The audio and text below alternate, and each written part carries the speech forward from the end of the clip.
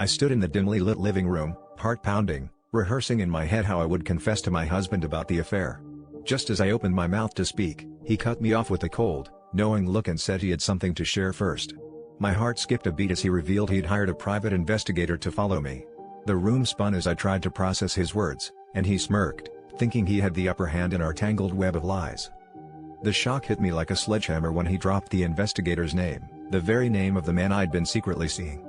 Panic clawed at my chest as I realized the walls were closing in. My husband, eyes stormy and triumphant, had no idea that the investigator he trusted to unravel my secrets was the very person entangled in them.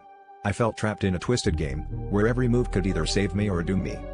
I expected an explosion of anger from my husband, but his reaction was more chilling, a quiet intensity that promised retribution.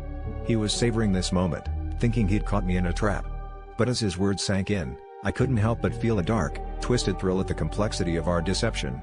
The layers of betrayal were almost poetic, and I was at the center of it all, desperate to maintain my balance on this razor-thin wire of deceit. The true irony?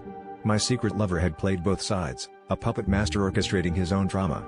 I was left grappling with the realization that I wasn't the only one with secrets and that perhaps I wasn't the only one being played. The confrontation didn't end with the expected outrage or tears. Instead, it left us in an uneasy truce, each aware that the other knew too much. As I stood there, caught between the two men who had manipulated the strings of my life, I understood that the real betrayal was not in the act of cheating, but in the layers of secrets that bound us all.